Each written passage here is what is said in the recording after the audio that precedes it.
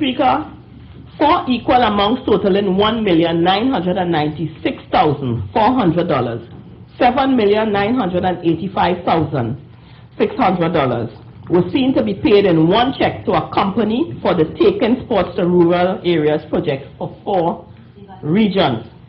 This total exceeded the Permanent Secretary's authorized limit of $1 million, according to the Central Tenders Board Regulations 12.1.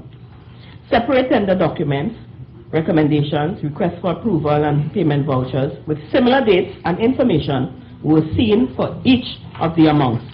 According to the voucher seen, the payments related to 10 grounds in each region, a total of 40 grounds. However, in response to the query of the Auditor General, only 17 grounds were identified. Also, there was no evidence on the voucher seen that work was carried out satisfactorily. Further, this expenditure related to upgrading of corporation grounds and not to non-profit organizations. So in other words, Mr. Speaker, they said that nearly $8 million was spent to refurbish 40 grounds. Yet, the Ministry of Sport could only identify 17 up to this day. Well, I am sure that none was done in the constituency of Laventille East Morvant. I'm sure some of my colleagues would be able to say that, but yet we are talking about 40 grounds. Mr. Speaker, on page 65, we have the following. The records of the ministry reveal expenditure of $64,672,790 under the Infrastructure Development Fund. However, the financial statement for this fund reflected expenditure of $52,173,756.99, a difference of $12,499,033.01. So, Mr. Speaker, $12 million that apparently just disappeared in thin air. In a ministry where the expenditure ballooned from just under $29 million in 2011 to almost $399 million in 2012 and now $700 million, Mr. Speaker, these developments should be of concern, great concern to all of us. What, as a minister who is usually very boisterous, I would like to know what the minister has to say about that. Mr. Speaker, I want to skip something here. And I want the minister to tell us. We recently celebrated the victory of the Soca Warriors in this chamber. But why did they have to sleep at the Helsinki International Airport in June this year during a 12-hour layover? Mr. Speaker, it's a shame that the national under-15 football team was forced to withdraw from the CONCACAF tournament in the Cayman Islands. Mr. Speaker, the funding for this team was late, so the team was forced to withdraw. Trinidad and Tobago also withdrew from the 2013 Pan American Junior Athletics Championships in Colombia, which was held last month. Mr. Speaker, what is really happening in the Ministry of Sport? Mr. Speaker, just last month, half of the Trinidad and Tobago men's hockey team got to the 2013 Pan American Cup late because of the Ministry of Sports again, late release of funds. Mr. Speaker, the senior national football team was stranded in St. Kitts and Nevis without money, food and shelter during its first qualifying round. They almost had to boycott a trip to Peru and Brazil because of concerns about the ministry's late funding. They too slept at an airport in Finland during a pre-goal European tour. Mr. Speaker, I would like to know why the football coaches have not received salaries this year, and I understand that boxing coaches are the same. Oh, no, I don't have the time, a little later. Mr. Speaker, I just want to find out too why it is this government has been searching for a Minister of Sports. Last year before the reshuffle, Anthony Harford was approached to be the Minister of Sports. Mr. Speaker, this year before the reshuffle, Brian Charles Lara was approached to be the Minister of Sports. Okay? I wonder why.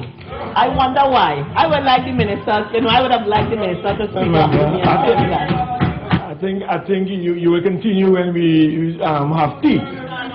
Yes, I know. I think this is a good time for us to suspend for tea.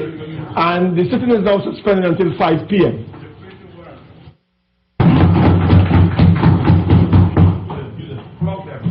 Thank you again, Mr. Speaker. Lovely. Mr. Speaker, I continue the Ministry of Sport. Mr. Speaker, I spoke about the football coaches, and I understand the boxing coaches have been getting problems to get their salaries. I would like some, explanation for that.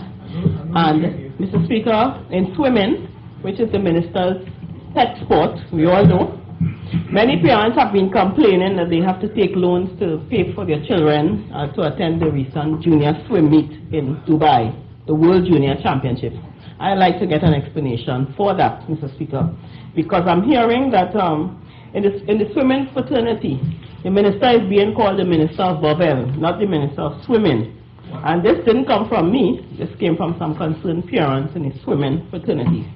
Mr. Speaker, the minister needs to come clean on where the money is being spent, because there's so much organizations complaining. I don't know what the problem is, but we are seeing in the budget that 700 million this year has been allocated to the Ministry of Sport, and we would like some more accountability in that ministry.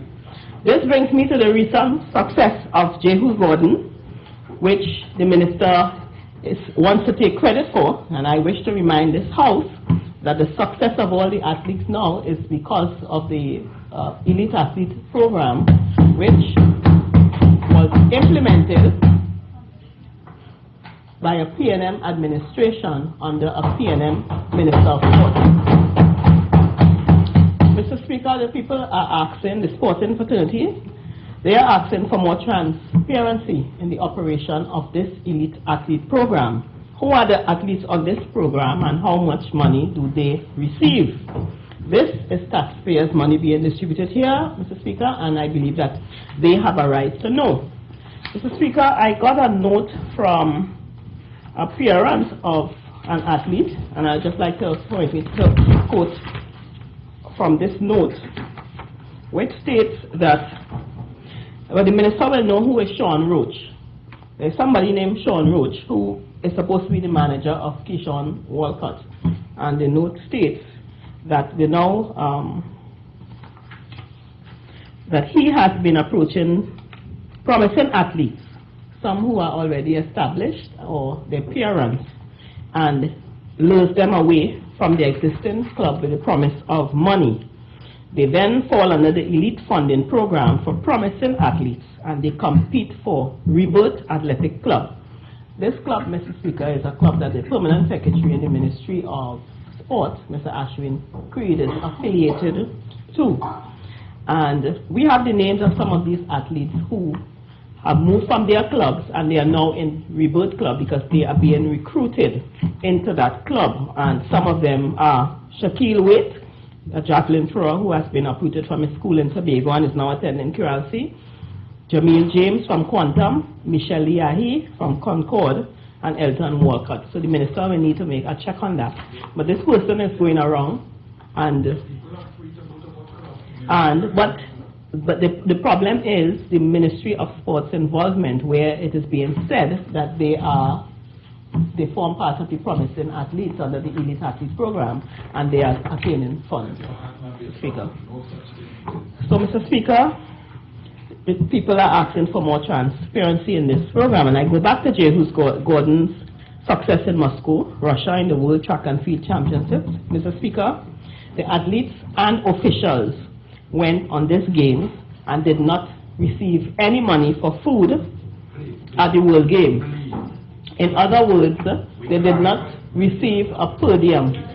What the member for Orkuch East stated is totally different to a per diem. When you go abroad to represent Trinidad and Tobago as an athlete, and whatever, as an athlete or an official, you are granted a per diem by the Ministry of Sports.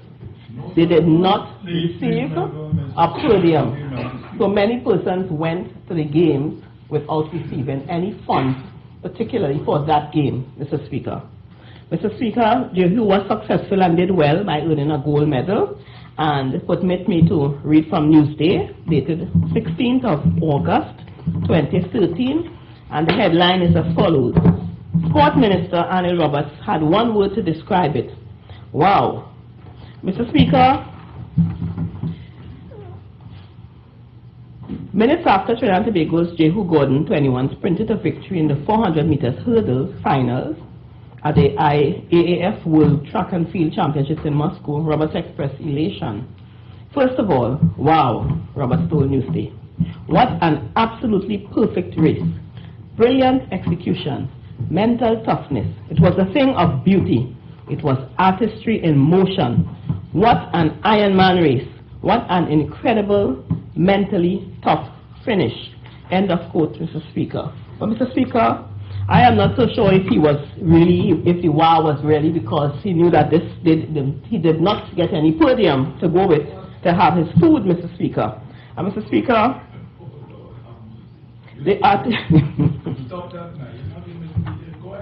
Mr. Speaker, the officials who went on that tour are indeed very upset that they too did not receive any money. And I want the minister to say that is not true.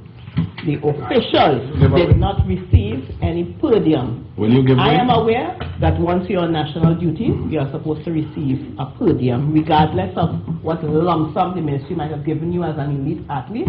But when you go to represent Trinidad and Tobago, that is a different category, and they are supposed to be given. And I am aware of that because even my cousin was on that team to Moscow, Mr. Speaker.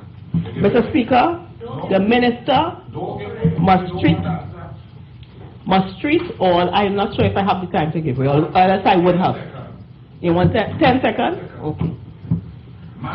It is not true that every podium is for the NGBs to go ahead. The ministry funds the overall team. The ministry paid $1 million for all athletes and officials to go, separate and apart from the elite funding. That's how they went. How the podium and thing is divided is up for the entries to decide. The ministry gave $1 million. Okay. Well, Minister, I only understand that the ministry paid for the airfare. That money went to the airfare for the group, the contingent, but they were not given a podium. Okay? That is what took place. All right? So the minister needs to look into that. Mr. Speaker, the minister must treat all sporting bodies with the respect which they deserve. He needs to stop fighting with them, withholding money from sporting organizations because of personal conflicts. You know, because at the end of the day, it is athletes who suffer. If it is cricket, it's hockey, water polo. You want me to name more? Many more, Mr. Speaker. Okay? I am aware, well, I spoke about the 2 searches that took place. I'm not sure if it's because of all this talk, the searches have been taking place for Minister of Sport. And I will welcome you at the back of me very soon, it seems. Mr. Speaker, I would like the minister to mend fences with sporting organizations. And as I said before, the minister needs to remember that he has a duty and responsibility to all athletes. And, I mentioned before that, sports is for all and not some. And when the minister spends the nation's money, there must be no discrimination among sports, no discrimination among athletes, and may I also add discrimination among constituencies, which is taking place right now. It is indeed our sincere hope, Mr. Speaker, that when the Auditor General's report for 2013 and beyond is released, we would not have to deal with the alarming discrepancies which we saw in the 2012 report. And the Auditor General's report is not just for reading, it is for holding people accountable. And based on the scandalous actions which we see, I'm not too sure who is at fault. It may not be the minister, it may be persons in his ministry and so on, but based on that report, the minister has to be held responsible, Mr. Speaker.